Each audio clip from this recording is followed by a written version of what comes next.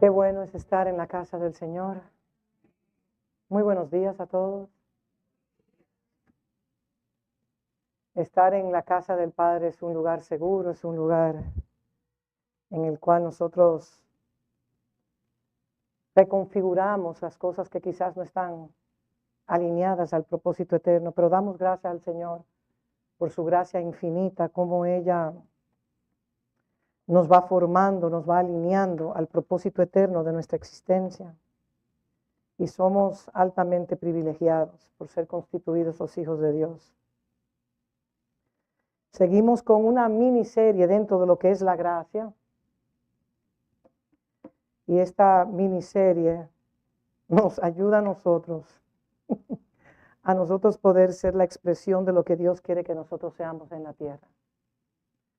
La gracia es algo que es dado gratuitamente, pero no es algo barato. Sé que cuando nosotros vamos a comprar en tiendas, a veces vamos a los lugares, a las áreas del departamento donde tienen los especiales, los descuentos, y ahí entonces vemos primero lo que hay de descuento para entonces escoger otras cosas. Creo que estoy recibiendo algunas sonrisas, parece que eso es algo común entre todos nosotros. Pero ciertamente la gracia de Dios es un misterio y es algo que proviene del cielo, no es algo que proviene de esta tierra, sino que es algo celestial. Y yo quisiera hoy terminar esta miniserie para entonces abrir otra fase de la gracia. Eso es ya cuando yo retorne y estaremos hablando de cómo el conducto por la cual la gracia es impartida es la palabra de Dios. Y esa es la razón por la cual nosotros venimos a congregarnos, venimos a ser parte de una familia. Y ayer meditaba cómo en 1 Corintios 12, justamente antes de hablar de 1 Corintios 13, donde se habla acerca del amor, Pablo habla con relación a que es un cuerpo con muchos miembros. Y yo meditaba, ¿qué sucede en el cuerpo, por ejemplo, cuando una persona se ausenta del cuerpo? ¿Qué sucede cuando alguien de nuestra familia se ausenta? Yo sé, por ejemplo, que hay personas que están de viaje por razones importantes. Yo no estoy hablando de cuando uno tiene que viajar y retornar, pero cuando nos ausentamos del cuerpo, ¿qué pasa? Ese depósito de gracia que carga un hermano, una hermana, no la podemos percibir, no podemos compartir, no podemos beneficiarnos del depósito de gracia que carga ese hermano o esa hermana. Y es como si el cuerpo le faltara algo, ¿no? ¿No ha pasado eso usted, que usted siente como un vacío cuando alguien no está? Bueno, tomo a los Venturas. Las personas me preguntaban, ¿y qué saben de los Venturas? Digo, señores, los Venturas se acabaron de casar, están en una luna de miel. Y la gente preguntaba acerca de ellos. ¿Por qué? Porque se sentía un vacío. Y así cada uno de nosotros como miembros de esta familia y sobre todo miembros de ese cuerpo de Cristo disperso en todas las naciones de la tierra. Nosotros tenemos una importancia, aunque operemos desde la humildad, porque sabemos que la gracia desciende sobre los humildes. Pero nada, retornando a esto, quiero que nosotros podamos repasar dos escrituras claves que les había mencionado la semana pasada para recapitular y terminar ya esta miniserie. Así como ustedes ven series en su casa, también en la iglesia de Cristo se dan series. Y nosotros debemos venir con el mismo entusiasmo que vamos a ver una serie de esas que están ahí en esas plataformas digitales. Vamos a venir a la casa del Padre expectantes. Voy a ver a mi hermano, a mi hermana, voy a recibir imparticiones de gracia, podré mirar al padre de la casa, pastor, como usted quiera llamar. Pero en ese contexto, nosotros todos jugamos un rol muy importante dentro de la casa del Padre. Y es importante, y perdonen que lo repita, que nosotros podamos entender el valor que nosotros tenemos para los ojos de Dios. Tenemos un valor importante que el Padre nos ha dado. Tenemos un valor donde Él nos ha configurado. Y déjenme decirle algo, que es el Padre en su soberanía que nos coloca a nosotros en un lugar específico. Usted dirá, no, yo llegué a ese lugar, como decimos en buen dominicano, por chepa, por suerte yo llegué. No. la gracia de Dios que nos va conduciendo a nosotros hasta alcanzar o llegar al lugar donde Dios desea anclarnos y sembrarnos. Porque cada hijo de Dios carga una gracia particular, una gracia auténtica, una gracia que, así como los diseñadores que hacen un diseño ilimitado de una producción, en el contexto de nosotros, cada uno de nosotros tenemos una gracia que no es duplicada. El depósito de gracia que nosotros cargamos no lo puede tener otra persona. Y aquí vamos a ver, hemos estado viendo la vida del apóstol Pablo, como también vimos en la vida de Jesús, el Cristo, y cómo la gracia suya es dada por Dios. Y Dios la configura de una manera muy particular para que usted pueda ser un instrumento de bendición al cuerpo de Cristo y aún fuera del cuerpo. Entonces, nosotros volviendo a este tema y repasando para darle ya cierre, habíamos visto Gálatas 1 del 15 al 16 y 1 Corintios 15 del 9 al 10, si me lo pueden colocar en pantalla. Y estas dos escrituras nos ayudan a nosotros a poder entender la configuración de la gracia y cómo la gracia tiene un propósito de darnos una identidad como hijo de Dios y cómo la gracia también coloca un mandato sobre nuestras vidas para nosotros funcionar de una manera particular dentro de su cuerpo y aún fuera del cuerpo. Porque nosotros no hacemos división entre lo secular y lo que es santo. Donde quiera que el Hijo de Dios está, ese lugar es santificado por un hijo que esté. Usted puede trabajar en un banco, usted puede trabajar en una empresa, usted puede tener su propio negocio, pero se entiende que si somos hijos de Dios, el reino se ha de manifestar en ese lugar. Entonces, volviendo al punto número 1, que rápidamente les hablé a ustedes la semana pasada, donde dice que la gracia configura la identidad del Hijo de Dios. En Gálatas 1, del 15 al 16, Pablo declara, pero cuando la gracia de Dios, que me apartó desde el vientre de mi madre, esa gracia apartó a Pablo desde el vientre de su madre, y ya la gracia estaba operando dentro de él, porque esta gracia habla también de identidad. O sea, Dios tomó a Pablo desde el vientre de su madre, siendo un feto en formación. Dios lo apartó, bueno, desde antes de la fundación del mundo. Y al Dios apartarlo, Dios lo separó para darle la identidad de hijo. Y dice, y me llamó por su gracia. Cada uno de nosotros hemos sido llamados por la gracia de Dios. En el verso 16 dice, revelar a su hijo en mí. Aquí hay un mandato. Dios lo llama como hijo y Dios le da un mandato. El mandato del apóstol Pablo era que Pablo pudiese dar a revelar a quien, al Hijo de Dios. Para que yo le predicase, aquí está la función, para que yo le predicase. ¿A quién Pablo le predicaba? A los gentiles. Y él no tuvo que consultar con carne ni sangre porque él estaba muy convencido del depósito de la gracia de Dios sobre su vida, de la función que él tenía, por cuanto él había sido apartado para revelar al Hijo de Dios, al Cristo de la gloria, y él tenía un mandato de revelárselo a quién, a los mismos judíos que lo conocían a él, a los gentiles. Y él estaba muy convencido, y por eso es importante que nosotros no nos estemos comparando con otras personas, porque cada uno de nosotros carga una gracia particular, y esa gracia determina, esa gracia en el cual Dios nos configura, establece sobre nosotros un mandato, y ese mandato es la ejecución de la función que nosotros tenemos. Espero que me esté explicando correctamente. Entonces Pablo fue llamado por la gracia de Dios. Y esta gracia lo llevó precisamente a revelar al Cristo de la gloria. Y él estaba destinado para eso. Por eso muchas veces cuando nosotros nos salimos un poco de la gracia o de la diana, la gracia de Dios vuelve y de nuevo nos encarrila. Y a veces queremos salir y que huyamos hacia la izquierda o huyamos hacia la derecha. Y la gracia de Dios está ahí para que nosotros sigamos el camino que ya Dios ha trazado. Y meditaba también en esas obras que Dios preparó de antemano. ¿Saben? Que las obras que Dios preparó de antemano para que usted las realizara en esta tierra depende del depósito de la gracia que Dios colocó en usted, porque es mediante la gracia que usted puede ejecutar esas obras que Dios escogió, predeterminó sobre su vida para que usted funcione. Imagínese si yo, que Dios me llamó para esta función, ser un padre de una casa en un estuche femenino. Y yo decido trabajar en un banco. El Señor, yo quise trabajar muchísimas veces y el Señor me recogía y dice no, y no, y no. Hasta negocios quise poner el Señor no, y no, y no.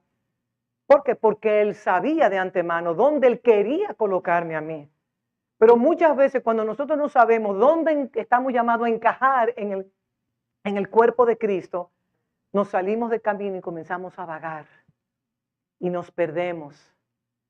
¿Por qué? Porque no sabemos la identidad, no estamos convencidos en la identidad que cargamos y en el mandato que Dios estableció sobre nuestras vidas y la función que tenemos que ejecutar. Entonces, Pablo estaba convencido de que todo esto era fundamental y esencial para el cumplimiento del propósito. Él sabía, yo fui llamado por Cristo mismo, no tengo que consultar con carne ni sangre. Él me llamó a mí para que yo le predicase a Cristo a las naciones de la tierra. Y antes de que la gracia busque autorizarte para que Dios te pueda usar, la gracia primero te prepara. La gracia te da la forma. La gracia, entonces, en la medida que vas siendo formado como hijo, esa gracia te da una autorización para tú funcionar dentro del mandato que Dios te ha ordenado. Por eso es que cuando las cosas se hacen fuera del tiempo de Dios, eso puede producir un aborto, puede ser una función que deje de realizarse. ¿Por qué? Porque a destiempo saliste a cumplir una función sin ser formado primero por la gracia de Dios. Y la formación de hijo, como un hijo maduro, es lo que te da la autorización, perdón, para ser empoderado, para que puedas entonces cumplir lo que Dios te ha mandado. Pero ese cumplimiento de lo que Dios me ha mandado a mí hacer como hijo está intrínsecamente relacionado a mi relación filial con Dios Padre. Aquí se cantó, ya no soy esclavo del temor, yo soy hijo de Dios. Podemos cantar eso múltiples veces, pero en nuestro diario vivir tenemos luchas con la genuina y verdadera identidad que nosotros cargamos. Yo diría que sí, que luchamos. Porque siempre digo que el ataque es en contra de ¿qué? De la imagen y semejanza. Ese es el ataque. Siempre el enemigo va a querer venir ¿a qué? A abortar el propósito de Dios sobre su vida porque usted no está claro en quién usted es. Entonces venimos a la casa de Dios a saber cuál es la posición que tenemos como hijos de Dios, a abrazar mediante la fe lo que la palabra declara, quién soy yo, quiénes somos nosotros, para entonces poder ejecutar los planes del Señor. El punto número 2, que no lo había tratado, pero quiero tratarlo ahora, es que la gracia determinó, autorizó y empoderó el ministerio específico que tenía el apóstol Pablo. Y en el texto anterior hay una obra que Dios tiene para Pablo, y esta obra es predicar. Hay personas que Dios tiene en su trabajo, pero también predican. Aquí hay predicadores, por ejemplo, tienen sus trabajos y también hasta el tiempo que Dios te diga, te llamo a ti a tiempo completo. Y hay pastores que también trabajan y siguen pastoreando porque así también lo quiso el Señor. Pero lo importante en todo esto es reconocer la gracia que cada hijo y cada hija de Dios carga y respetar y honrar ese depósito de gracia. Porque muchas veces nos comparamos y no podemos compararnos porque cada gracia es auténtica, cada gracia es diseñada por Dios para que nosotros podamos hacer y realizar las funciones que Dios nos ha dado. Entonces, en 1 Corintios 15, del 9 al 10, Pablo declara, porque yo soy el más pequeño de los apóstoles, que no soy digno de ser llamado apóstol porque perseguía a la iglesia de Dios. Señores, Pablo persiguió a la iglesia de tal manera que él decía, yo me imagino que él se maravillaba con la gracia y Dios tuvo que tener un trato muy particular con Pablo. Siendo perseguidor, era un matador de aquellos que seguían a Cristo. O sea, él era un destructor de ese nuevo y genuino mover que traería la manifestación de una reforma sobre la tierra. Señora, que nosotros creemos que estamos viviendo momentos difíciles ahora, pero Esos hermanos de nosotros de hace 2 siglos atrás no lo tuvieron fácil tampoco. Y nosotros, no, es que la era mía, es que lo que yo estoy viviendo ahora no se compara. No se compara porque tú lo estás viviendo en tu propia carne. Pero la historia y las persecuciones, que también sabemos que hoy por hoy hay grandes persecuciones en contra de la iglesia de Cristo. Por ejemplo, nuestro pastor podía ir a la India. Ya para ir a la India hay muchísimas restricciones para ir a predicar la palabra, y cada vez el camino se va a poner más angosto. Y es nuestra responsabilidad recibir gracia, abrazar la gracia, fortalecernos en la identidad, porque nosotros no sabemos si en el mañana habrá una gran persecución. Y es ahí donde se sabe quién es quién. Es ahí donde, como decimos, cuando tu carne es afectada, ahí es que se sabe quién es quién. Por eso es importante nosotros crecer en esta identidad como hijos. Entonces él decía aquí, en 1 Corintios 15, del 9 al 10, yo no soy digno de ser llamado apóstol, pero en el verso 10 dice, pero por la gracia de Dios soy lo que soy. Ese pero por la gracia de Dios soy lo que soy. Y su gracia no había sido en vano para conmigo. Antes he trabajado más que todos ellos, pero no yo, sino la gracia de Dios. Entonces la gracia es lo que te convierte. Miren, mis amados, la gracia de Dios nos da una ventaja a los hijos de Dios. Como hemos dicho, la gracia es ese campo magnético. La gracia nos permite a nosotros cumplir el destino que Dios nos ha establecido. Y es responsabilidad de cada uno de nosotros recibir la gracia y permitir que esta gracia pueda crecer constantemente en cada uno de nosotros. Y Pablo fue llamado, aún siendo un perseguidor, un perverso. Mucha gente dudaba al principio del ministerio del apóstol Pablo, pero ¿cómo va a ser siendo un perseguidor que ahora está predicando en las sinagogas? ¿Y será verdad? Señores, porque la noticia corría de todo el mal que él hacía. Pero vemos aquí en el verso 9 de 1 Corintios 15 que hay que ver las cosas desde una perspectiva celestial, no natural. Porque imagínense, si Pablo, siendo un apóstol llamado por Jesucristo para revelar al Hijo, y él operaba en esa configuración de la gracia, pero entonces las demás personas dicen que no venga aquí a predicar, porque ese era un perverso, un perseguidor de la iglesia. Él mató a demasiadas personas, derramó mucha sangre de inocentes que ni se le ocurra pasar por aquí. Pero ya la gracia de Dios lo había preparado y lo había configurado. Y por eso Pablo realmente le decía, siendo yo el más pequeño, o sea, ¿cómo Dios me llama a mí? Usted nos ha hecho esa pregunta. ¿Y cómo Dios me puede llamar a mí con tantas debilidades y tantas veces que yo me he caído en un pozo cenagoso con tanta confusión? Es que yo no entiendo cómo Él me llama a mí, siendo yo tan frágil, tan inseguro, con tantas debilidades, porque uno siempre se ve como uno mismo se ve, pero no como Dios nos ve a nosotros. Pero es la gracia de Dios, es la gracia de Dios en la vida de Pablo que pudo, número uno, capacitarlo a él más allá del contexto natural de su vida.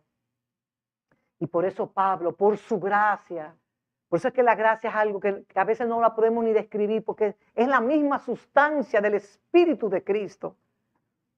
Y entonces, esa perspectiva que la iglesia tenía con relación a Pablo, y Pablo se sentía tan pequeñito, tan descalificado para funcionar como un apóstol. Pero entonces en el verso 10 él entra en sí. Él al principio, yo no soy un pequeño, y luego vemos en el verso 10 de ese mismo capítulo, en el verso 10, cómo él recuerda que entonces la gracia de Dios en su vida corrigió ese problema que él tenía en su CV, en su biografía, que él era un matador, por ejemplo. La gracia. Señores, vamos a poner en la posición del apóstol Pablo. Entonces Pablo esencialmente está diciendo dos cosas en el verso 10 de 1 Corintios 15. Yo soy lo que soy por la gracia. Yo creo que usted diga eso. Yo soy lo que soy por la gracia. Usted no es lo que usted es por las capacidades, habilidades, destrezas, por los doctorados, por 3 maestrías que usted tenga. Usted es lo que usted es por la gracia de Dios. Y luego en otra porción, otro extracto de ese verso es que él decía, yo trabajo, Pero no soy yo, sino la gracia de Dios conmigo. Si nosotros podemos cada vez depender más de la gracia, de esa sustancia divina que de nuestras propias habilidades, yo creo que estaríamos operando en una frecuencia un poquito diferente. Entonces la gracia de Dios calificó a Pablo, aunque en su historia natural él estaba descalificado. Lo repito de nuevo. La gracia calificó a Pablo, aunque en lo natural, en su ejecución de su vida anterior, él había sido descalificado. ¿Cuántas veces nosotros nos sentimos descalificados? Y el Señor te dice que no eres tú que lo vas a hacer. Soy yo, es mi gracia que opera en ti, que opera en ti, que opera en ti, que lo hará. No se trata del estuche, se trata de la gracia que está dentro del estuche. Entonces, por eso es que es tan importante. Entonces, lo que quiero resaltar es que todos fracasamos. Todos tenemos momentos donde estamos en el valle de lágrimas, donde nos sentimos impotentes, donde nos sentimos que no somos nada.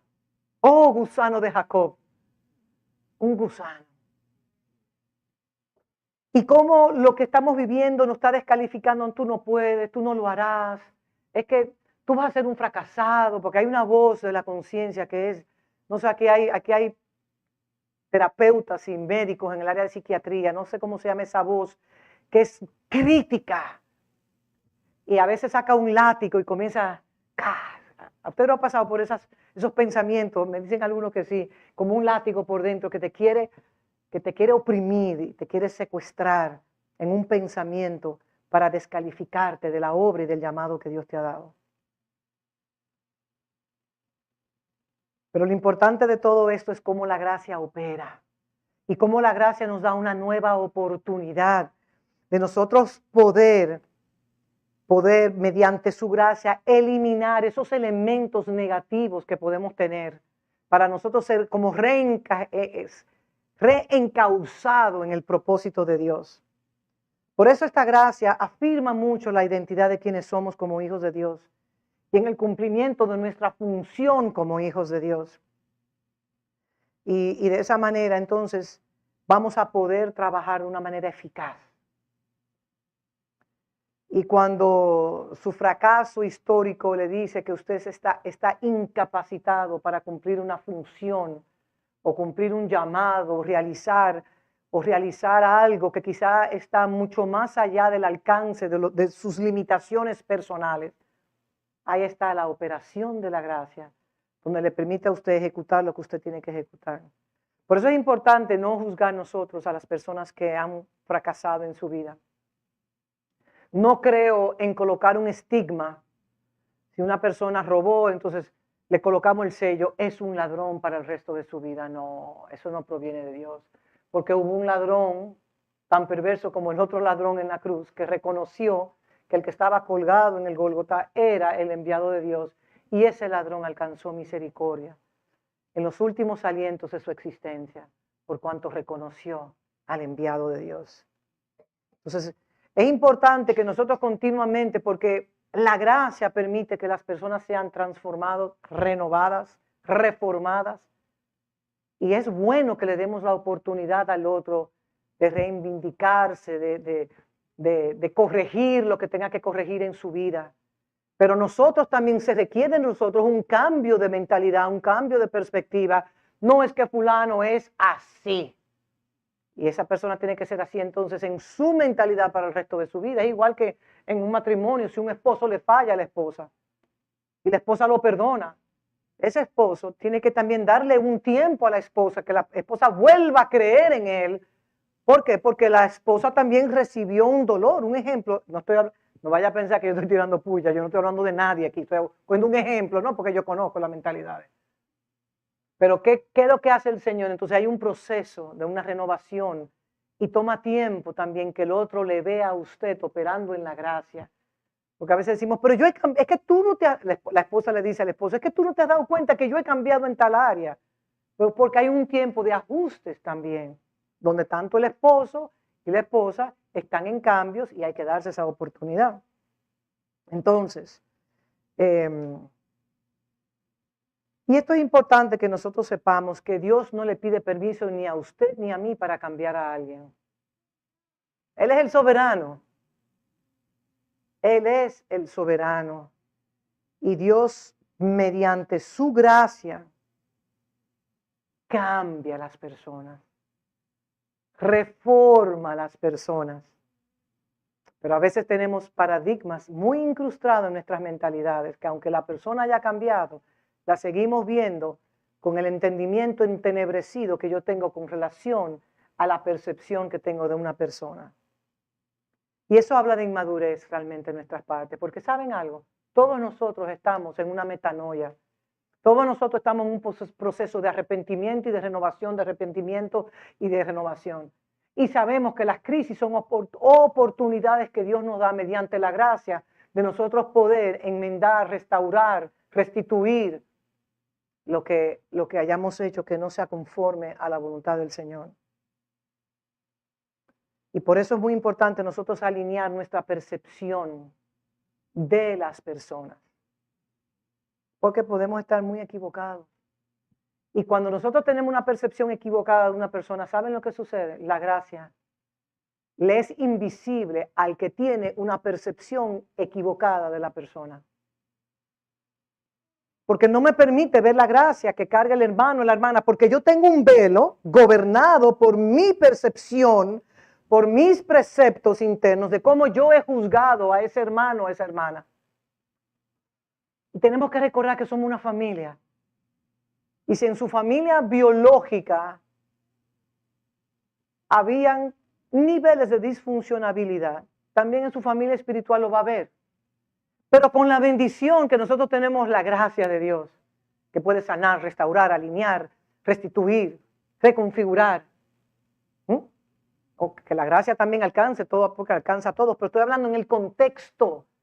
Por eso es que decimos que los hijos de Dios somos aventajados. Pero esa ventaja que Dios nos da no es para yo sentirme orgulloso o superior que los demás, no es para yo poder servir a los demás también por igual. Entonces yo me voy a dar el privilegio de leer una carta bien cortica, que es la carta que se llama Filemón. Léanlo en su casa tranquila, es una carta tan linda. Y Pablo le escribe a Filemón persuadiéndolo que cambie la perspectiva que él tenía de Onésimo. Y aquí vemos las rogativas del apóstol Pablo. Os ruego. Y Pablo dice, yo puedo ejercer la autoridad por causa de mi apostolado y bajar una raya.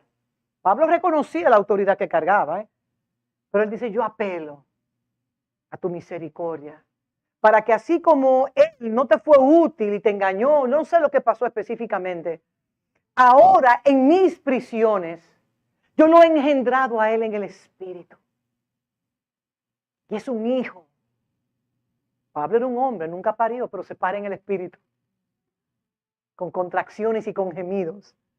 Entonces, Pablo le escribió esta carta a Filemón para actualizarlo y para que la perspectiva que Filemón tenía de Onésimo fuera diferente a la perspectiva mental que él había creado en su mente. Entonces le dije, porque yo sé que te fue inútil a ti, te fue muy inútil, pero oigan esto, pero debido a la obra de la gracia, debido a la operación de la gracia en la vida de Onésimo, él me mostró, dice Pablo, ser productivo en este tiempo de encarcelamiento. O sea, la gracia de Dios es tan grandiosa que Pablo está en la cárcel con necesidades y llega blup, como digo yo, llega del cielo así, blup, llega un Onésimo. Probablemente Onésimo no tenía un pedigrí muy bueno. Estaba en la cárcel porque fue juzgado con algo en contra de él.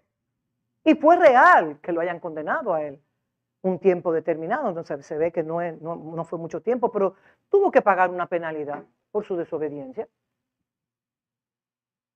Pero Pablo lo engendra en el espíritu. Yo imagino Pablo y Onésimo hablando de Cristo, las revelaciones, todo lo que Pablo hizo, pero por la gracia de Dios, Pablo era lo que era y cómo esa gracia operacional funcionaba para producir una transformación. Entonces, Filemón tenía una perspectiva, un prejuicio. Ese prejuicio, yo diría que no era un prejuicio, sino que había sucedido una desgracia y Filemón tenía, bueno, este me hizo esto, o sea, cuando usted tiene un listado de gente, hay personas que tienen una lista negra. El listado, yo le llamo la lista negra. Entonces, fulano me falló, déjame colocarlo en la lista negra. Pero esa lista negra, ellos viven con esa lista negra y fulano me hizo esto, déjame volverlo a poner en la lista negra. Entonces hay una lista negra de las personas que no llenan las perspectivas suyas personales. Y usted a veces le raya, dice, no es parte de mi vida, qué sé yo cuánto. Y entonces yo vuelvo y te mando a otra persona porque el Señor está tratando contigo de que esa lista negra se convierta en una lista de misericordia, de perdón, de amor, de soportarnos los unos a los otros en amor y en misericordia. Entonces Pablo escribió esta carta a Filemón para actualizarlo y para mejorar esa visión que él tenía de Onésimo. Y de esa manera, entonces, ya que Onésimo iba a salir de la cárcel, Pablo, por el fruto que dio Onésimo en la cárcel, Pablo está escribiendo señor, el peso de la carta del apóstol Pablo no era un correo no deseado que le llegó, sino era la carta del apóstol Pablo. Entonces aquí dice, Filemón, tengan paciencia conmigo de poder escuchar la palabra. Y dice, salutación. Pablo, prisionero de Jesucristo, y el hermano Timoteo, al amado Filemón, colaborador nuestro, y a la amada hermana Apia, y a Arquipo, nuestro compañero de milicia, y a la iglesia que está en tu casa. ¿Ven? La iglesia, en una casa, ¿quién habita en una casa? La familia de Dios, ¿ok? Gracia y paz a vosotros de Dios nuestro Padre y del Señor Jesucristo. Ahí está Pablo dispensando gracia. Y dice, doy gracias a Dios haciendo memoria siempre de ti en mis oraciones, porque oigo del amor de la fe que tienes hacia el Señor Jesús y para con todos los santos, para que la participación de tu fe sea eficaz, en el conocimiento de todo el bien que está en vosotros por Cristo Jesús. Pues tenemos gran gozo y consolación en tu amor, porque por ti, oh hermano, han sido confortados los corazones de los santos. Verso 8, por lo cual, aunque tengo mucha libertad en Cristo para mandarte lo que conviene, más bien te ruego por amor, siendo como soy Pablo, ya anciano, y ahora además prisionero de Jesucristo, te ruego, no diga que te ruego, te imploro, te ruego, te suplico. Me perdí. Te ruego por mi hijo Onésimo, a quien engendré en mis prisiones, el cual en otro tiempo te fue inútil, pero ahora a ti y a mí es útil. Fíjense la transformación operacional de la gracia en una prisión. Si Onésimo tenía que entrar a una prisión para que Filemón lo recibiera y fuera un instrumento útil para la expansión del reino de Dios, pues gloria a Dios. Pues gloria a Dios, el Señor permitió una crisis en la vida de Onésimo para ser transformado. Por eso las crisis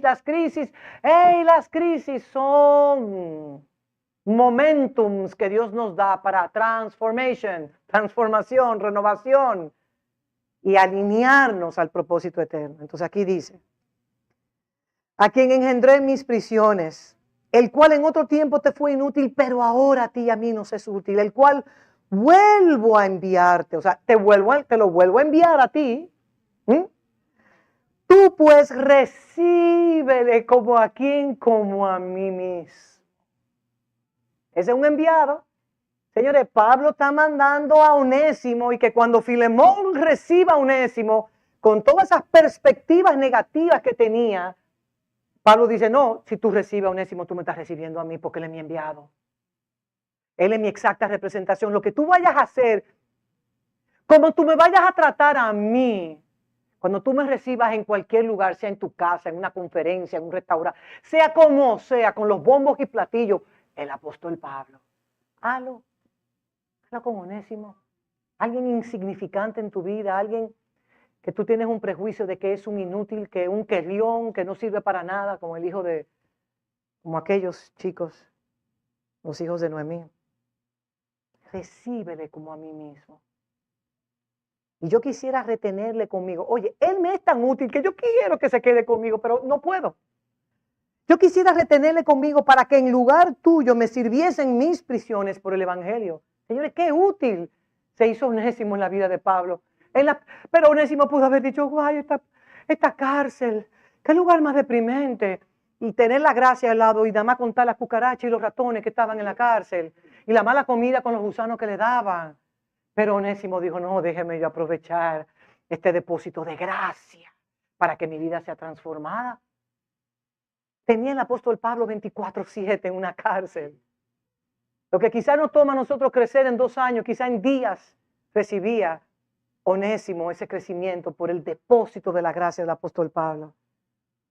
Pero nada quise hacer, fíjense, yo, verso 13, yo quisiera retenerlo conmigo para que en lugar tuyo me sirviesen mis prisiones por el evangelio, verso 14. Pero nada quise hacer sin tu consentimiento, para que tu favor no fuese como de necesidad, sino voluntario. ¿Cómo nosotros estamos llamados cuando recibimos la gracia a operar voluntariamente dentro de la casa del Padre? ¿En qué yo puedo servir? Como el depósito de la gracia de Cristo en mí, aunque yo no la puedo ver, pero los demás pueden reconocerla en mí. Yo puedo servir y ser útil dentro de la casa del Padre. ¿Qué yo puedo hacer? Que aunque requiera yo salir de mi zona de confort y poner primero los asuntos del reino. Son preguntas así que me llegan a la cabeza. Verso 15. Porque quizás para esto se apartó de ti por algún tiempo para que le recibieses para siempre. O sea que Onésimo y Filemón se separaron. Tuvo que pasar Onésimo todo lo que pasó en esa cárcel. Pero le digo algo, el Onésimo que entró en la cárcel no fue el Onésimo que salió de la cárcel. Porque tú puedes entrar en la cárcel, pero como tú sales de la cárcel, y pueden haber cárceles naturales y cárceles espirituales. Pero lo que el Señor siempre me ha mostrado a mí, que los que están encarcelados, la puerta de esa cárcel está abierta, por cuanto el Cristo de la gloria pagó el precio del rescate de cada uno de nosotros. Pero depende si yo quiero dar ese paso de fe y salir de la cárcel, o quedarme en mi zona de confort y de autolamento. Porque quizás para esto te apartó de ti por algún tiempo para que le recibiese para siempre. Y no ya como esclavo, no, ya Onésimo está en otra dimensión de gloria, sino como más que esclavo, como hermano amado, mayormente para mí, pero cuánto más. ¿Sabe que usted tener una perspectiva de un hermano, de una hermana, o de un pastor, o de un padre tan errado? Y el Señor te dice, no lo veas como un esclavo, no veas los defectos, no veas las debilidades, sino ámalo como un hermano. Yo creo que ese es el verdadero amor que el Señor requiere de nosotros. ¿Saben algo? Nosotros todavía no hemos llegado a amar como el Señor nos ha amado a nosotros. Nos falta tanto. Nos falta tanto. No lo recibas como un esclavo. No lo recibas con la perspectiva que tú tenías de él antes de que él entrara a la cárcel. Él es otro. Él entró en una metamorfosis, en una renovación, en una transformación en el tiempo que estuvo encarcelado. Él es otro. Conócelo, no como esclavo, conócelo como hermano. Wow, yo no sé de ustedes, pero a mí realmente esta palabra me está llegando profundamente. Ya no como esclavo, sino como más que esclavo, como hermano amado, mayormente para mí, pero cuánto más para ti, tanto en la carne como en el Señor. Así que recíbelo en su humanidad, pero cuánto más. Así que si me tienes por compañero, recíbele como a mí mismo. Y si en algo te dañó, aquí está el principio de la restitución, de la restauración. Y si en algo te dañó o te debe, parece que era plata, parece que había, no, mire, las conjeturas, la mente es infinita, no entremos ahí. Y si en algo te dañó, verso 18, o te debe, ponlo en mi cuenta, que yo, Pablo, resuelvo.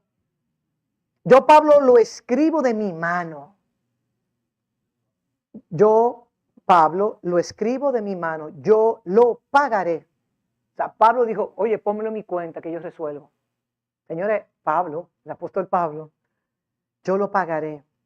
Por no decirte que aún tú mismo te me debes a mí. O sea, en otras palabras, lo que yo he invertido en tu vida, esto no dije que sacando cuenta, el depósito de Cristo, todo lo que tú has recibido, cuando pasamos cuenta, bueno, vamos a dejarlo ahí, cuando pasemos cuenta. El Señor se la sabe toda. Sí, hermano. ¿Tengo yo algún provecho de ti en el Señor? Conforta mi corazón en el Señor.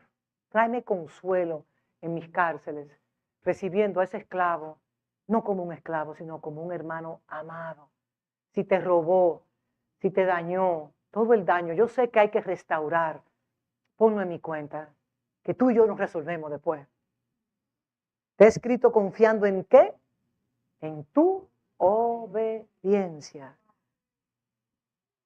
Oye, están escribiendo una carta confiando en la obediencia de Filemón, sabiendo que harás aún más de lo que te pido. Ese aún más es la segunda milla que te pida.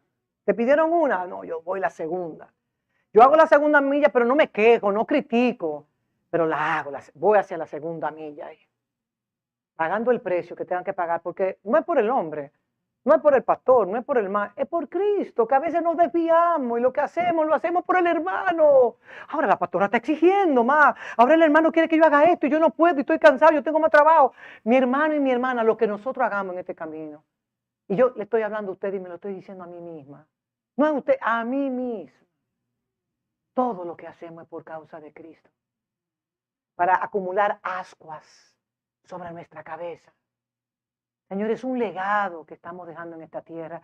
Nosotros no sabemos cuántos años Dios nos dará a nosotros, pero los años de vida que Él nos dé a nosotros, podamos dejar un legado donde el nombre de Dios, el nombre de Cristo sea glorificado mediante la vida de cualquiera de nosotros. Verso 21, te he escrito confiando en tu obediencia, sabiendo que harás más, aún más de lo que te pido. Prepárame también alojamiento. Parece que Pablo sabía que iba, porque espero que por vuestras oraciones os seré concedido. La salutación final. Te saludan Epafras, mi compañero de prisiones por Cristo Jesús, Marcos, Aristarco, Demas y Lucas, mis colaboradores. Lucas, el médico. La gracia, de nuevo, empieza con gracia y termina con gracia. La gracia de nuestro Señor Jesucristo sea con vuestro espíritu, y todo el mundo dice. Ok. Entonces vamos a volvernos a conectar con esa gracia de Pablo. Entonces Pablo declaraba, yo soy lo que soy por la gracia. Yo soy por la gracia. Yo soy, diga, yo soy por la gracia. Cuando usted dice yo soy por la gracia, usted está hablando de su identidad y de su función específico dentro del llamado. ¿Cuál es el llamado supremo sobre la vida suya? Ser el Hijo de Dios. Y desde ese llamado supremo, todo lo demás se desprende. Sea un ministerio que Dios le mande a levantar, sea un trabajo en un banco, sea un trabajo en una multinacional, sea lo que sea, se desprende.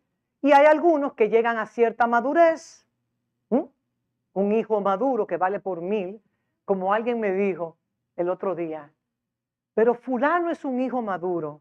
Y yo le dije a él como una vez, yo hice ese mismo comentario. ¿Sabe lo que me dijo mi pastor / padre? Quien determina si el hijo es maduro es el padre de la casa, no el hermano o la hermana. ¿Lo dije bien? Como que se quedaron como si no me hubiesen entendido. Porque yo puedo tener una opinión, una perspectiva. Ese hermano, esa hermana, porque yo hice ese comentario. Fulano de tal es un hijo maduro de los suyos. Y él me miró así. Fuego de los ojos. Me dijo, es el padre que determina quién es un hijo maduro. Y yo dije, sigue ahí hablando, Gisela. Tu porción la recibiste hoy. Y aprendí. Porque miren lo que es un tema de perspectiva. ¿Cuál es la perspectiva que yo tengo? ¿Cómo yo miro? ¿Cómo yo opino? En una era donde todo el mundo da tantas opiniones, porque es la era de la comunicación y opiniones, y yo lo digo en sentido general. Nosotros nos sentimos tan empoderados cuando damos opiniones. Hablando de mí, yo estoy hablando de Gisela. Y a veces es mejor callar. Dele un codazo a su vecino y dígale, vecino, aún el necio, cuando calla, es contado por sabio. Entonces, hay momentos de callar y hay momentos de hablar. Pero creemos que mientras más opiniones yo doy, más sabio yo soy. Y ahí es que se determina la calidad o la capacidad de sabiduría que usted puede tener o que yo puedo tener. Entonces, ¿qué decía Pablo? Yo soy por la gracia. Yo trabajo.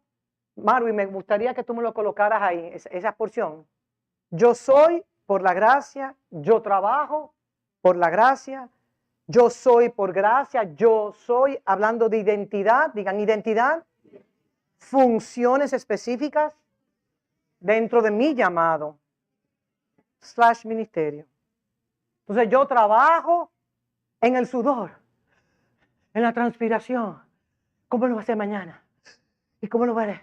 Y tengo que producir tanto, y tengo que hacer esto. No, y lo digo en sentido, miren, yo misma me he atrapado, Gisela, eso fue una acción del huérfano. Ahora mismo, y me recojo. Eso nada más me pasa a mí, quizá a ustedes no les pasa eso, pero a mí me ha pasado. Alma mía, esa frecuencia no es la que va, usted hijo. Y deje que la gracia destile y que fluya la gracia. Y dice, yo trabajo, Pablo decía, yo trabajo por gracia. O sea, aquí yo trabajo por gracia, habla de obra y función. Y Pablo vivió y trabajó por medio de la gracia. En Gálatas 1 del 15 al 16 dice, pero cuando agradó a Dios que me apartó desde el vientre de mi madre y me llamó por su gracia, cada uno de nosotros hemos sido apartados por Dios. Y permitamos que la gracia de Dios pueda operar en nosotros. Porque es la gracia que nos permite. Y les voy a decir algo, fíjense lo particular de la gracia. Pablo, con el pedigrí que tenía, lo más lógico y lo más racional, lo que es lógico y racional, era que Pablo le predicase a ¿quiénes? A los judíos. O sea, con el pedigrí que tenía, de la tribu de Benjamín, hebreos de hebreos, ciudadanos romanos, que podía ir a Roma era el imperio, señor, que podía ir a cualquier estado romano, no tenía ningún tipo de intervención. Conocedor de la ley, graduado, o sea, educado bajo los pies de Gamaliel, uno de los 70 hombres más poderosos y más sabios de Israel. Pero entonces Dios no lo manda, con el pedigrí que tiene, no lo manda a donde los judíos, sino que se lo manda a donde los gentiles. Pero que la lógica me dice que no, según el CV de Pablo, Pablo debería de estar con los judíos, pero el Señor no. Ustedes ven cómo las cosas celestiales son tan diferentes a las cosas naturales. Y yo me preguntaba, Señor, yo no sé hacerlo, es que no puedo, dirán, lo lloro al inicio de esta clase, porque me siento como tan insuficiente. Hasta que un día Él me habló y no derramé una sola lágrima, mamá. Cuando Él me dijo, no eres tú, soy yo. Es mi gracia en ti que va a lograr la asignación que yo te he dado. Es la gracia en cada uno de nosotros que va a permitir que nosotros podamos alcanzar. Porque ciertamente las cosas celestiales no son, ni se pueden discernir con una perspectiva natural. Lo que es del Espíritu se entiende en la mente del Espíritu. Su Espíritu tiene una mente, así como su alma también tiene una mente. Y muchas veces la mente de nuestra alma es la que está distorsionada. Pero si logramos por su gracia que mediante el lavatorio de nuestros ojos nos lavamos mediante la palabra es como que hoy viniésemos todos nosotros a lavarnos los ojos de nuestro entendimiento para ver según la luz de la palabra. Y en la medida que yo recibo la palabra, mi mente, la mente de mi alma, comienza un proceso de una renovación interna que me permite discernir según el Espíritu y no según mi carne, no según mis experiencias pasadas, según mis perspectivas erradas que cargamos todos. Entonces Dios toma a un Pedro, un hombre burdo, tenía probablemente una empresa de pescadería, era un hombre de mar, tosco, con músculo, flaco, y un hombre burdo, sin estudios, sin capacitación. Entonces el Señor lo manda y lo posiciona como, miren, Pedro tenía una posición como apóstol, tenía una preeminencia como apóstol. Entonces Dios lo manda a ministrar a los judíos educados, a los judíos religiosos, a los judíos inmersos en la ley mosaica. Pero que si yo fuera de recursos humanos, yo saco a Pablo y lo mando para los judíos y cojo a Pedro y lo mando para los gentiles, porque los gentiles, ¿qué saben los gentiles del pedigrí? Pero es que la gracia es como al revés. No, no es que es al revés. Por eso es que decimos a voz en cuello, la gracia no tiene que ver con varón ni hembra. La gracia no tiene que ver con varón ni hembra. La gracia es dada por Dios. Y es la gracia del depósito, sea en varón o sea en hembra, que te permite a ti que el que pueda discernir la gracia te pone a disertar, te pone a una asignación específica. Porque imagínense en esta familia, cada uno con una mente independiente, que eso es lo que no queremos, una mente independiente, sino que en nuestra identidad y particularidad, cargando una gracia única, aunque la gracia quema la grasa también. Eso es un chiste interno de esta casa. Pero con esa gracia particular que cada uno de ustedes cargan.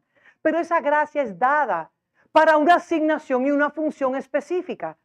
Pero si yo, por una perspectiva errada, por querer complacer, saben que en una casa, miren, en una familia, óigame bien lo que le estoy diciendo, en una familia donde hay un padre, ese padre no está colocado en una familia para satisfacer los caprichos o los deseos individuales de la familia.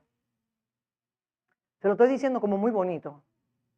En una familia, el padre de una familia espiritual, y eso se da en lo biológico por igual, el padre procura que cada hijo pueda llegar a la meta de donde Dios, a la meta, no sé si la palabra es meta, al potencial que Dios desea que ese hijo se desarrolle. Pero hay gracias particulares. Y oigan, le estoy diciendo algo, miren, la gracia es un misterio, pero la gracia es súper sensible, dígale, es súper sensible. La gracia no se manifiesta en una atmósfera, en una familia donde hay contiendas, donde hay pleitos, donde hay celos, donde hay críticas, donde hay murmuración. Yo siempre me acuerdo, miren, si hay un personaje de esta escritura que yo amo es a Noé. Porque lo que Noé pasó, pregonero de justicia y nadie se convierte. No logra un milagro, no logra nada, pero solamente edificó una barca conforme al diseño. Porque esa fue la asignación que Dios le dio. Le bajaron los planos del cielo y la misión y visión de Noé era edificar una barca. No sabía para qué era la barca, nunca había llovido sobre la tierra. Pero siguió el mandato, siguió la función que tenía, persiguió eso con todas las críticas que le hicieron a Noé. Pregonero de justicia Noé. ¿Y cuántos se convirtieron? Ni uno. Pero dice la escritura, pregonero de justicia. Porque la vida la vida de Noé testificaba y predicaba la veracidad de la palabra. Entonces, ¿fue Noé un incalificado en su ministerio? De ninguna manera. Él cumplió lo que Dios le dijo. Y esa barca que tipifica a Cristo, la familia de Noé entró. Y Noé era el padre de esa familia. Y en esa barca comían los animales cuando Noé decía. Y si Noé decía 3 días de ayuno porque tenemos que administrar correctamente, era 3 días de ayuno. No venía el hijo, no, que hoy es miércoles, yo no ayuno los miércoles, yo ayuno los jueves. O no, no vamos a hacer. Habían 3 hijos con 3 esposas, no sabíamos si estaban configurados, pero se salvaron. Quizá el Señor los salvó por amor al mismo Noé. Noé fue un hombre muy sufrido. Y con todo lo que Noé vivió, prepara una viña y un día, por las razones que sean, cuidado con los paradigmas mentales, se emborrachó Noé. Bebió más. Y un hijo de los 3 lo vio ahí y se burló. Lo criticó. Y estaba burlándose, quizás sarcásticamente, y fue y buscó 2 hermanos más. Y que yo voy a buscar a los 2 que van a hacer fiesta conmigo para nosotros mostrarles cómo está el papá. ¿Y qué hicieron Sem y Jafet? Entraron de espaldas. Sí, papá tuvo un momento difícil. Papá falló, pero entramos de espaldas a cubrir la desnudez. Porque por causa de ese Noé, con sus virtudes como un hombre de Dios y también con su humanidad, porque nosotros tenemos un problema, que queremos espiritualizarlo todo, pero hay una humanidad que todos nosotros cargamos. Y una humanidad que la carne muchas veces no está dispuesta. El espíritu quiere, porque el espíritu es el espíritu. Pero la carne se quiere desviar para otro lado. Pero por un desvío o por una debilidad vamos a desechar. Cuando nosotros no podemos ver la obra que Dios está haciendo en la vida de un hermano o de una hermana. Pues Sem y Jafet entraron de espaldas a cubrir la desnudez de su papá. Y la historia cuenta que la descendencia de Cam cayó en maldición hasta la fecha de hoy en día y que cargan una marca y son desechados y sufren mucho. Y la profecía que Dios le dio a Sem, que es donde están linajes, que muere Abel, viene Set, pero por Sem sigue el linaje de Cristo. Y Jafet cogieron hacia el norte, los europeos que fueron hacia el norte, pero la profecía que se declaró ahí era que tanto Jafet que Cam iba a ser esclavo de ellos y que Dios colocaba a Sem por encima de los 2 hermanos. ¿Qué quiero yo decirle con todo esto? Por favor, el partimiento del pan y del vino lo pueden hacer en estos momentos para concluir ya. Que la gracia de Dios está destinada a que cada uno de nosotros podamos darle cumplimiento a lo que Dios quiere que nosotros hagamos. Está destinada a funcionar de una manera eficiente y poderosa en la vida de cada uno de nosotros. Y la gracia, oigan bien mírenme aquí, no me miren la bandeja, mírenme aquí, yo soy un chin más linda que esa bandeja. Mírenme a mí, por favor, por favor. Lo que quiero decirles es que la gracia de Dios, óiganme bien, que se le incrusta aquí. La gracia de Dios está por encima de sus competencias humanas. La gracia de Dios está por encima de sus habilidades, de su coeficiente intelectual. Les digo algo y le confieso algo públicamente, no me importa que lo escuchen. Yo me preguntaba muchas veces, Señor, ¿cómo tú me escogiste a mí para traducir? Una mujer que lee hasta al revés, dislexia, déficit de atención, todo está, dislexia, déficit de atención, inventa palabras, mezcla el inglés con el español. Y yo, Señor, pero ¿cómo? Papá, ¿por qué no buscaste otra persona? Hasta que pudo entender, es un tema de gracia. Y el Señor es el soberano y Él hace como Él quiera, con quien Él quiera. Papá no le pide permiso a ninguno de ustedes de lo que Él va a hacer. Él es papá. ¿Qué quiero decir con esto? Que un hombre, un padre en una casa, en su jurisdicción de su familia, toma las decisiones. Como le dije yo a alguien, usted es el capitán de su barco. Si su barco se está yendo a la deriva, conecta el GPS, que es el Espíritu Santo, para que vuelva de nuevo a la trayectoria que ya Dios le ha predeterminado a usted. Porque nos descarriamos, no descarriamos de que abandonamos la fe, no podemos, ¿cómo se dice? Salir un poquito de la diana, desviamos, esa palabra correcta, nos desviamos. Entonces lo importante es nosotros poder pedirle al Señor que nos abra los ojos de nuestro entendimiento para nosotros ver la gracia, no el estuche que carga la gracia. Y eso lo digo en sentido general. Permitamos que la gracia de Dios enfoque nuestras vidas, nuestra función, nuestro papel. Porque la gracia está diseñada para para formarnos, para validarnos, para habilitarnos a nosotros, para que le demos cumplimiento a la voluntad de Dios. Por eso cuando la gente me dice, no, antes de yo ir a la iglesia, yo voy a arreglar 2 o 3 asuntos en mi vida que te han torcido, y después que yo lo arregle, cuando me dicen así, yo nada más me río por dentro. Oh, no me digas, porque sin la gracia de Dios usted no puede resolver nada en su vida. La gracia está por encima de las competencias, habilidades, elocuencia en el verbo que usted pueda tener. La gracia está por encima de todo eso. Entonces, toda la vida del Hijo de Dios, eso que quiero decir, es una vida sagrada. Voy a leer esto para ir concluyendo ya.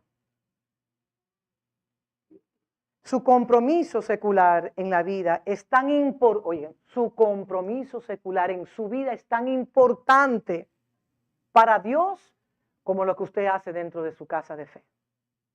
Hay gente que separan. Lo secular es secular y lo espiritual es espiritual. Eso es una doctrina falsa. Usted es peluquera. Ese trabajo que ustedes hacen arreglando cabello y hermoseando a las mujeres, eso es su función. Ahí usted manifiesta el reino. Tan sencillo como eso. Y en mi casa, yo que tengo que suapiar y que tengo que lavar ropa, esa es su jurisdicción. Manifiesta el reino ahí. Eso es lo que le tocó a usted. Y seamos agradecidos con lo que nos haya tocado por igual. Entonces, eso de que no hay que hacer una separación. Yo en el mundo opero como el mundo, pero cuando voy a la iglesia me pongo ropa de hijo de Dios. Lo que usted hace allá afuera es lo que genuinamente usted también debe ser internamente. O vivimos una dualidad de vida, o tiene usted el diagnóstico de una doble personalidad. Toda la vida del Hijo de Dios, digan, es sagrada y es espiritual. Es sagrada y es espiritual. Y todos necesitamos gracia para poder funcionar en la tierra y darle cumplimiento al llamamiento individual y colectivo que Dios tiene para con cada uno de nosotros. Así que te animo a que podamos descansar en la gracia, en el poder de su fuerza y seguir hacia adelante, avanzando en este llamado. Yo mandé algo, pero no lo encuentro ahora mismo. Si tienen un poquito de paciencia conmigo, porque esta mañana escribí algo. A ver si tengo aquí.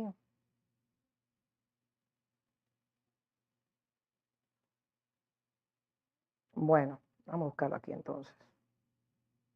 ¿Tienen cada uno de los elementos ya del pan y del vino? Ok, quiero compartir algo importante. Que tiene que ver precisamente con el tema de la gracia, y con esto cerramos.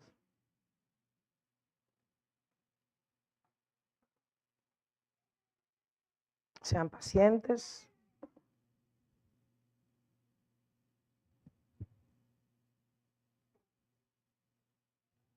Aquí está ya. Ok. Compartía con alguien en esta casa de cuáles fueron las 2 preguntas que Dios, las 2 primeritas preguntas que están escritas en las Escrituras, aparecen en Génesis. Y a veces lo leemos, pero no le damos la connotación, la importancia o el peso de esas 2 primeras preguntas. Y dice así en Génesis 3:9. Génesis 3:9, si me lo ponen en pantalla, lo voy a agradecer. Dice, mas Jehová Dios llamó al hombre y le dijo, ¿dónde estás tú? Después que Adán y Eva se desconectaron del progenitor de su vida y decidieron, estando expuestos a la expresión suprema y máxima de la gracia, hello, decidieron buscar otro camino, porque quizás se acostumbraron. No, hay tantas conjeturas, no hay tiempo para entrar en esas profundidades. Pero una pregunta que Dios le hace, ¿dónde estás tú?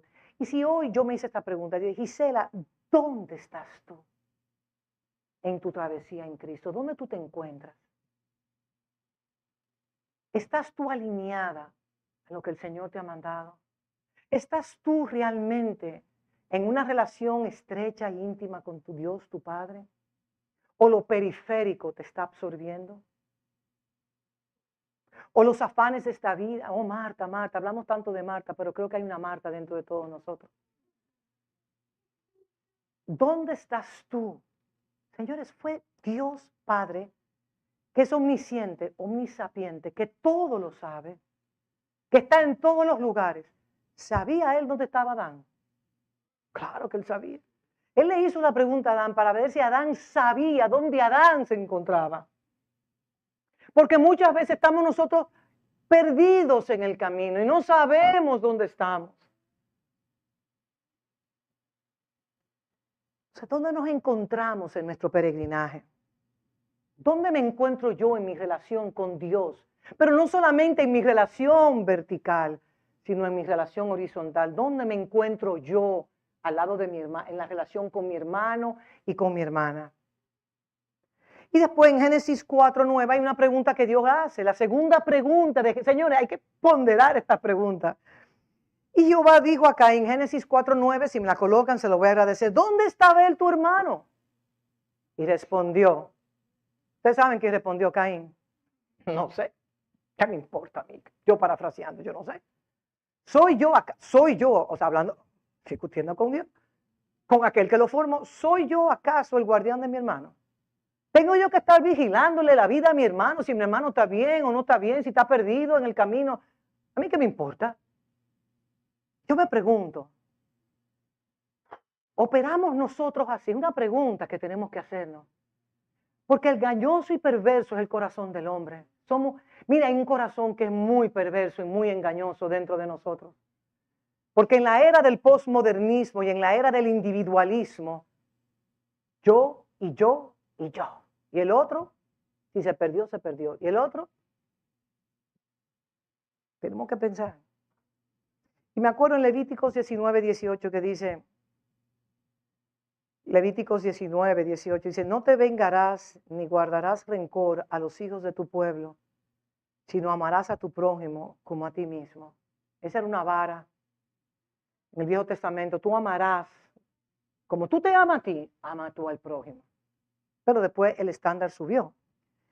Y luego en Lucas 10:27, aquí hay otro estándar de mayor excelencia, respondiendo. Pero aquel respondiendo dijo, amarás al Señor tu Dios con todo tu corazón y con toda tu alma y con todas tus fuerzas y con toda tu mente, y amarás a tu prójimo como a ti mismo. Todavía estamos en el mismo estándar de Levíticos y ahora de Lucas. Entonces vamos ahora a Primera de Juan. Ahí es que sube el estándar. Primera de Juan dice 2 del 7 al 10. Juan, el apóstol del amor, el discípulo muy amado de Cristo. Ese parece que tenía una revelación del amor. Y dice, hermanos, en el verso 7 de Primera de Juan 2:7. Hermanos, no os escribo mandamiento nuevo, sino el mandamiento antiguo que habéis tenido. ¿Desde cuándo? ¿Desde cuál principio? ¿Desde cuál?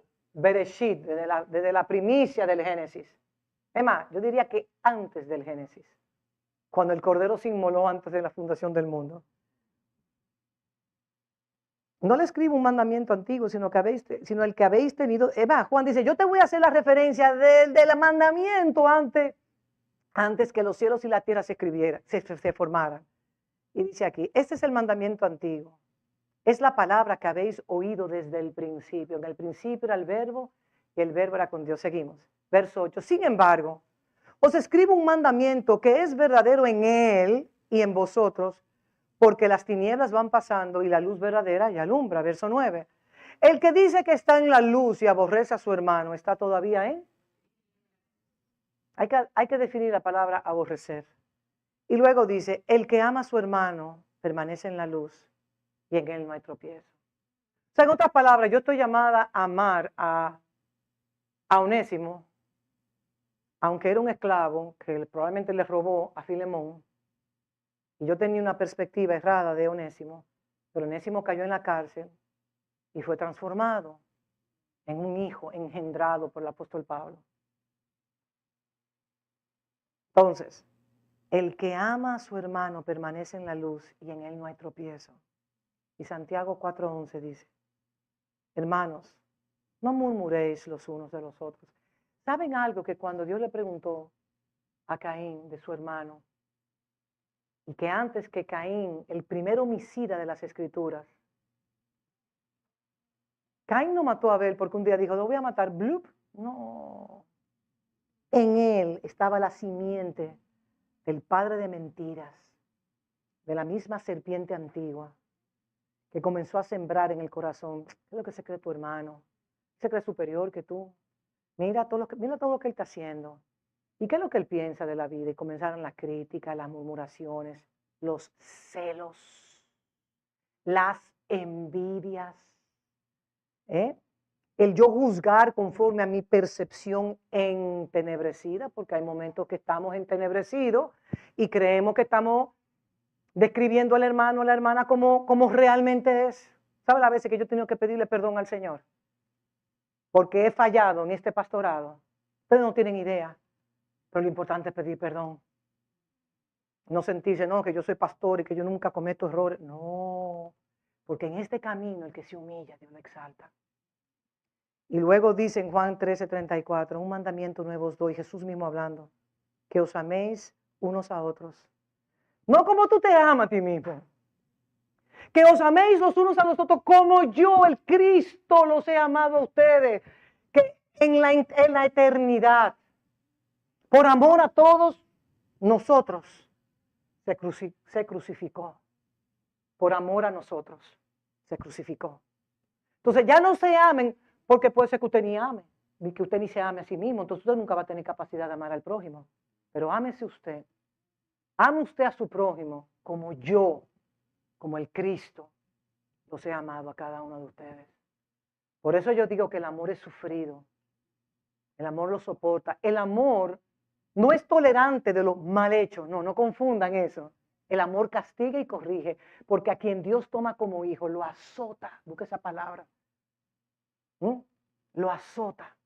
Entonces es importante que nosotros sepamos que estamos llamados a honrarnos todos los unos a los otros. Y dice aquí, primera de Pedro, y sello con esto, 2:17. Dice, honrad a todos. Hasta el drogadicto, sí. Hasta el perverso, sí. Todos cargan una gracia común. Honrad a todos. Amad a quién? A los que temed a Dios y obedeced al rey. Obedezca tu gobernante, pero sobre todo que tema a Dios. Vamos a colocarnos sobre nuestros pies. Y vamos a cerrar ya.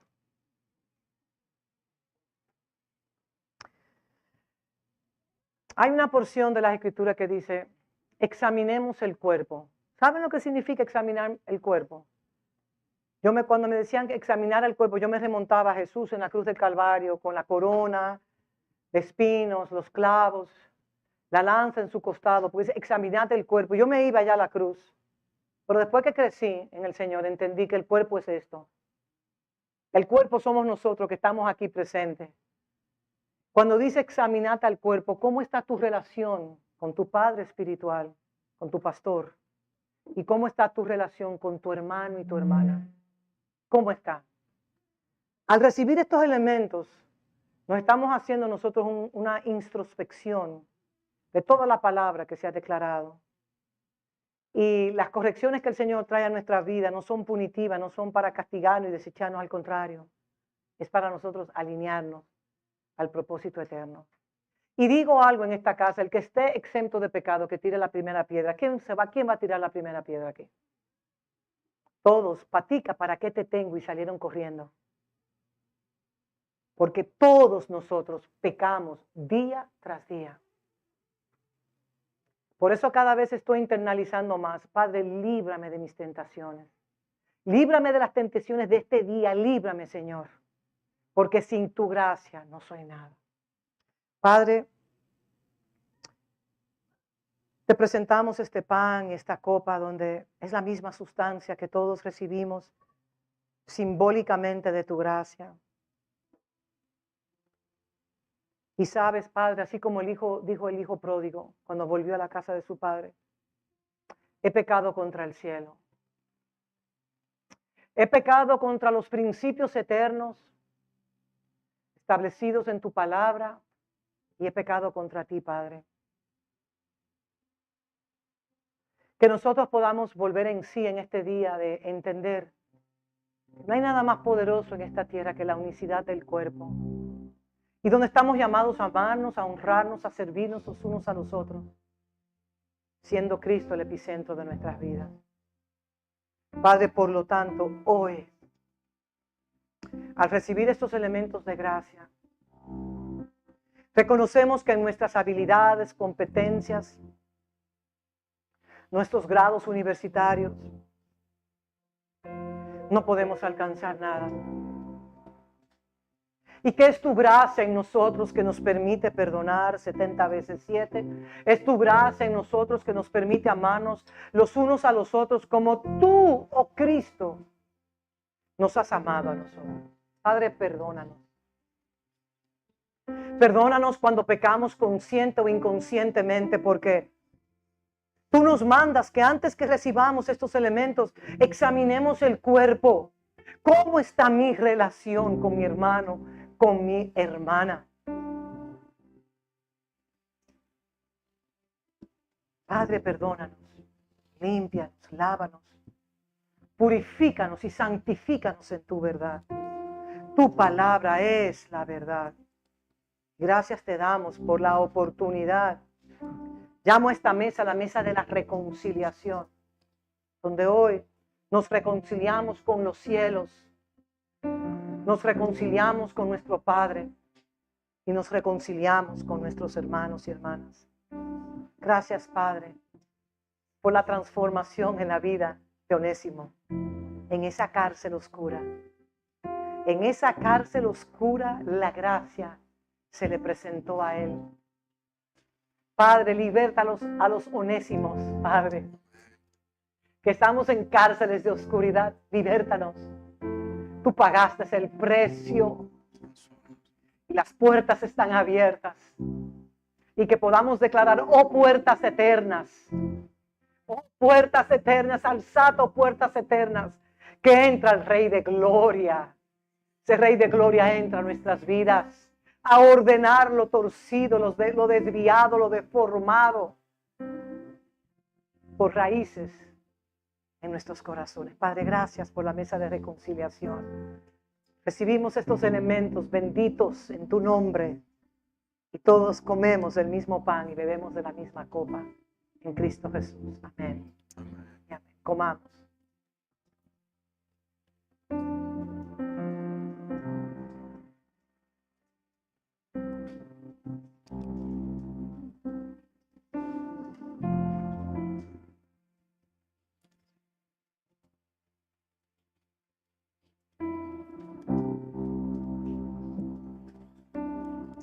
Padre, te damos gracias por este día. Te damos gracias por tus infinitas misericordias. Y gracias por esta familia. La bendigo en tu nombre. Bendigo a cada hermano, cada hermana, a cada matrimonio de esta casa, los solteros, las solteras, las viudas, las ancianas, que reciban una descarga de los cielos a favor de sus vidas, casas, familia y descendencia. Que las bendiciones de los cielos, que no añaden tristeza, sean insertadas a sus vidas. Y que nosotros como familia de Dios, podamos ser guardianes de tu verdad, protectores de la verdad que es Cristo en vosotros, la esperanza de gloria. Que podamos ser custodios de esta verdad para las futuras generaciones. Padre, gracias te damos por tus infinitas misericordias y bondades, sabiendo que el Dios de toda gracia, quien nos llamó a su gloria eterna, os perfeccione y os afirme, aunque tengamos que padecer por un corto tiempo. Sea su gracia y su misericordia sobre cada uno de ustedes. Y el pueblo de Dios declara, amén y amén. Denle un abrazo a un hermano. Usted tiene tiempo que no abraza, salga de su zona de confort.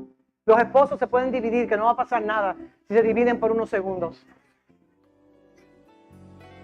Me envuelve solo.